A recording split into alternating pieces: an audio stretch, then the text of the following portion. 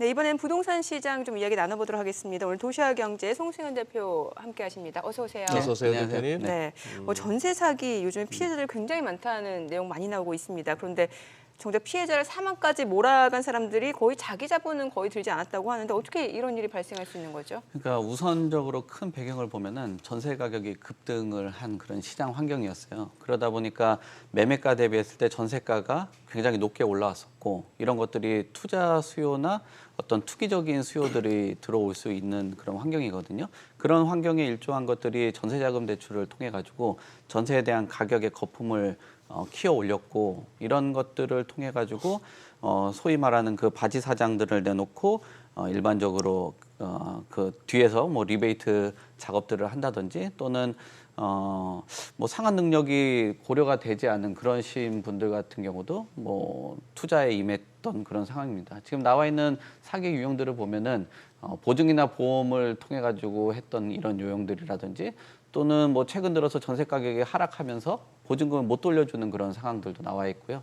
또 중개사법 위반 사례를 보시면 역시나 뭐 중개보조원이라든지 어떤 중개업자 또는 건축업자 뭐 이런 분들이 같이 가담을 해서 전략적으로 어떤 전세금을 노린 그런 투자라고 볼 수 있고요. 또 무자본 갭 투자 아까 지적하신 것처럼 아무래도 뭐 급등한 전세 가격 특히나 뭐 임대차 3법 이후에 뭐 전세 물량이 씨가 말릴 거라는 그런 그 분위기를 통해 가지고 많은 사람들이 좀 위축된 수요 안에서 좀 범행들을 일어났던 것으로 보여집니다. 지금 전세적인 구조들이 나와 있는 것처럼 건축주하고 분양 대행사하고 공인중개사 뭐 이런 분들이 범행을 전체적으로 공모를 했는데요.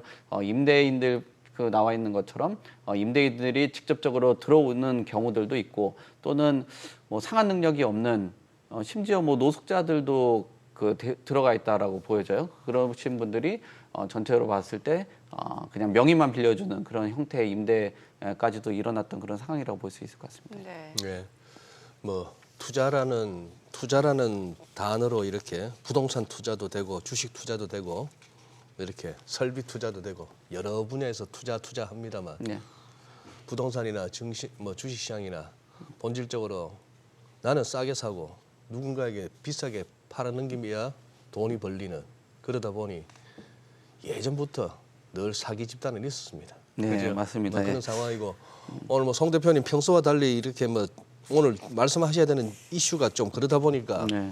얼굴이 좀 뭐 굳었습니다. 예, 웃음기를 싹 빼셨는데 아니 근데 이 피해자들의 상황이 자 전세로 살다가 갑자기 지금 내 전세 자금 돌려받기는커녕 네. 그냥 길거리로 내앉아야 되는 상황까지 갔다고요? 네, 그렇습니다. 지금 뭐 임차권 설정 등기 같은 경우도 계속적으로 늘어나고 있는 그런 네. 상황이거든요.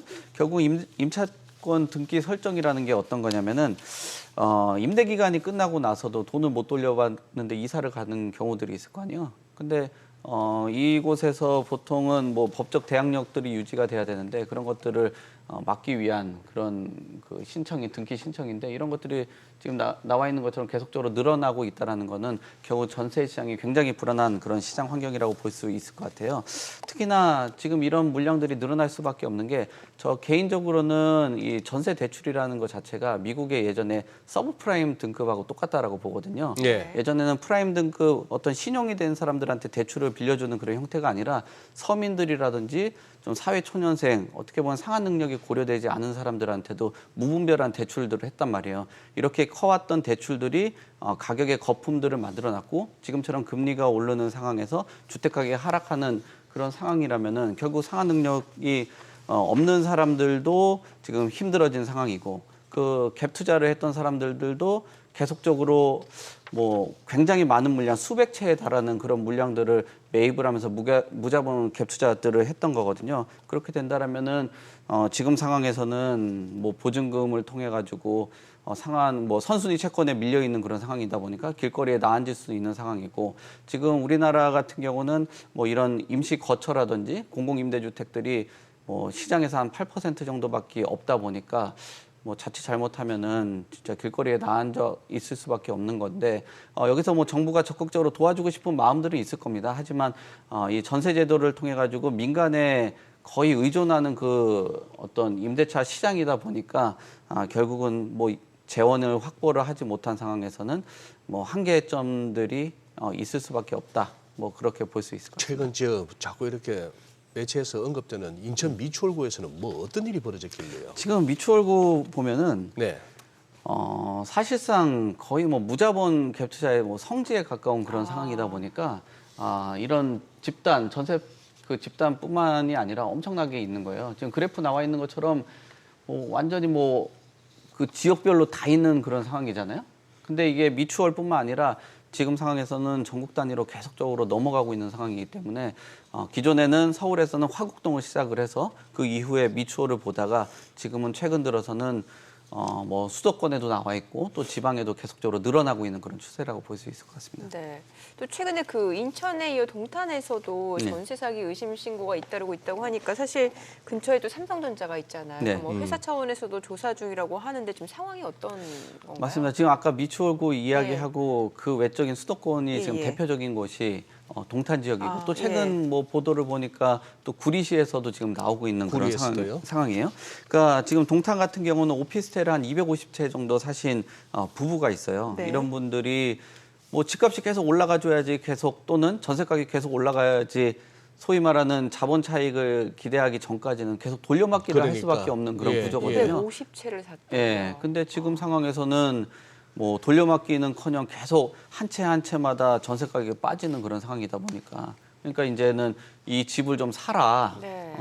이제는 뭐 보유세 납부될 수 있는 능력이 안 된다. 뭐 그런 상황으로 지금 나와 있는 그런 상황이에요. 그러니까 뭐 부부들이 능력 밖에 있는 임대 사업들을 한 겁니다. 그리고 임대 사업이라는 그 사업들, 특히나 부동산을 가지고 사업하시는 분들이 보통 일반적으로 보면은 상업용 부동산에서는 그렇게 일어나지는 않아요. 네. 근데 이 전세라는 독특한 제도가 있잖아요, 네, 우리나라. 네, 네. 그러니까 투자 자본 또는 투기까지도 뭐 한 250채 정도면 이거 투기에 가까운 그런 숫자잖아요. 이런 투기판들이 일어났는데 이런 투기의 피해가 어떤 투자 실패를 통한 그런 뭐 투자자의만 몫이냐라고 봤을 때는 또 그렇지 않다라는 거예요. 왜냐하면은 지금 이 전세제도 같은 경우는 임차인들까지도 뭐 경매에 넘어가면 돈을 못 받는 그런 구조다 보니까 이 동탄의 피해가 단순히 동탄뿐만 아니라 뭐 수도권 일대로 좀 번지면서 구리까지도 있는데 추가적으로 더 나올 가능성이 높습니다. 지금 이걸 갖다 왜 사기라고 표현을 하죠?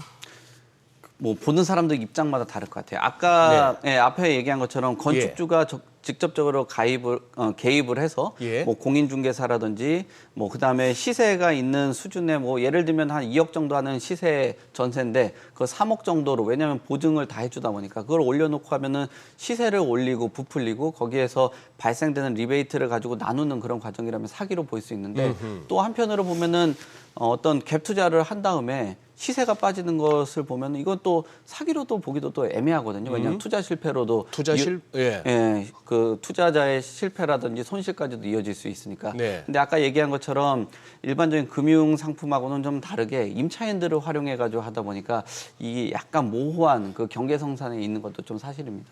근데 이게 지금 지방 곳곳에서도 피해자들이 지금 속출하고 있는 상황이라면서요. 예, 맞습니다. 지금 뭐 대전에서도 지금 계속적으로 나오고 네. 있는 상황이고요. 뭐 여기 1인 가구가 높은 대전 같은 경우도 지금 전세 사기에 취약한 곳으로 나와 있는 그런 상황이고 또 광주, 전남 같은 경우도 지금 좀 나오고 있는 그런 상황이고요. 전남에 있는 광양 같은 경우도 계속적으로 나올 수밖에 없는 상황입니다. 왜냐하면은 몇 년 동안 뭐 부동산 시장이 들끓다 보니까 지방에도 원정 갭 투자 같은 경우도 상당 부분 일어났었던 그런 시장 환경이거든요. 근데 이런 지방 같은 경우는 굉장히 전세 가격이 지금 취약하게 방어를 하고 있는 상황이다 보니까 뭐 깡통 전세에 거기에 뭐 조금 더 심각한 상황이다라고 하면은 뭐 지금 역전세 외적으로도 뭐 아마도 전세 사기에 가까운 또 지방에서도 이런 건축업자하고 공인중개사들하고 이렇게 짜고 하는 그런 사례들이 없을 수가 없잖아요. 있다라면은 뭐 이런 그 전세 사기가 계속적으로 일어날 수 있다라고 보여지는데 지금 국회에서도 지금 계류 중인 사실상의 우리 실거주 의무 폐지 얘기 같은 경우도 나오고 있잖아요. 만약에 실거주 의무 폐지가 또 일어난다라고 하면 여기에 다주택자들 들어갈 수 있죠. 그다음에 전세금 대처해가지고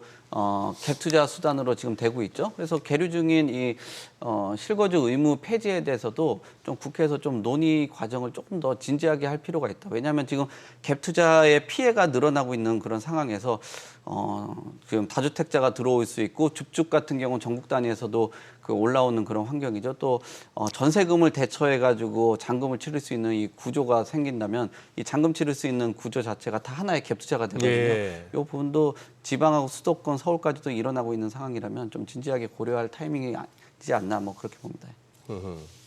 이 전세라는 제도가 우리나라에서 좀 오래 살았던 외국인들은 다 신기해하는 제도예요. 네, 맞아요. 네, 맞아요. 그죠? 근데 이게 이제 장점도 있는데 이제 이런 상황이 되면 늘 진짜 서럽거든요. 네. 예, 그런 상황인데 이걸 이제 최소한의 방어를 위해서 이제 전세 보증금 보증보험. 예. 근데 이것도 가입이 쉽지 않다는 건 무슨 얘기입니까? 예, 맞습니다. 우선 앞에 배경을 말씀드리면은 네, 네. 그 전세라는 제도 제가 예전에 그 어떤 참 영어가 좀 되진 않는데 전세 관련돼서 영어 그 라디오 인터뷰를 한 적이 있어요. 근데 네. 막 찾아봐도 전세라는 단어 자체가 그냥 한국말로 영어해서 J로 시작되는 전세 이렇게 나옵니다. 단어 자체가. 그러니까 해외에도 없는 그런 그러니까. 사례죠. 그게 잘 고민을 해봐야 되는 게 아까는 긍정적이라고도 볼 수 있겠지만 왜냐하면 주택 공급도 원활하게 하고 민간 시장에서도 공급을 할 수 있었던 그런 시스템이었습니다. 근데 네. 그 전세는 뭐 이진우 소장님께서도 과거부터 쭉 지내왔겠지만 그 전세는 대출을 안 낀 전세였잖아요. 예. 근데 최근 2008년 이후부터는 대출을 낀 전세가 생겨버렸거든요. 예. 그러면은 그 전에 있었던 어떤 시장의 긍정적인 역할을 했던 전세하고 지금은 상품화가 되고 또는 무자본 갭 투자가 될 수 있는 전세하고는 전혀 다른 그런 상품이라는 거예요. 근데 이런 상품들 때문에 보증제도 같은 경우가 또 생겨져 버리고 왜냐하면 대출이라는 것을 활용하다 보니까 보증을 활용하지 않으면은 뭐 돈을 그 뜯길 수 있는 그런 상황이 되다 보니까 이런 것들이 가격의 거품들을 일정 부분 만들어 왔거든요. 최근 들어서 5월부터는 전세 보증금에 대해서 이제 100% 보증을 안 해줍니다. 왜냐하면은 이런 100% 보증을 해주다 보니까 전세 가격의 거품을 계속적으로 만든 그런 상황이에요. 그래서 예. 최근 들어서 이제 90% 이하 5월부터는 실행이 되는데 이게 3억이라면은 예전에 3억만 해도 됐던 게 이제 2억 7천까지도 되는 거죠. 이게 과거에는 그 전세가율이 2013년에는 70%, 2014년에 80%, 2017년에 2월까지 100%까지도 보증을 했거든요. 이런 보증되는 그 비율만큼 전세 가격들은 급등을 해왔고 거품을 만들어 왔습니다. 그래서 점진적으로 축소를 해주는 그런 과정 안에 있어줘야 되는데 이것만으로는 좀 힘들 것 같고 앞으로 전세가에 대한 그 비율, 그 전세가 대비했을 때 대출 나가는 비율도 점진적으로 축소해줄 필요가 있고요. 또 소득을 고려한 대출도 나갈 필요가 있습니다. 아까도 말씀드린 것처럼 이 전세 대출 나가는 게 서브프라임에 가까운 그런 등급자들에게 대출이 나가는 상황이기 때문에 상환 능력도 고려를 해봐야지 그렇지 않으면 전세 수요를 무분별하게 키우면서 전세 가격을 올릴 수 있는 그런 문제점들도 있기 때문에 이런 부분들 적극적으로 검토가 좀 필요합니다. 좌우지간 옛날에 길거리 가는 그냥 애들까지 붙들어 갖고 카드 막 예. 아유. 저희 예. 대학생 때 예. 신용카드 참 맞아요. 그런 겁니다. 예, 지금.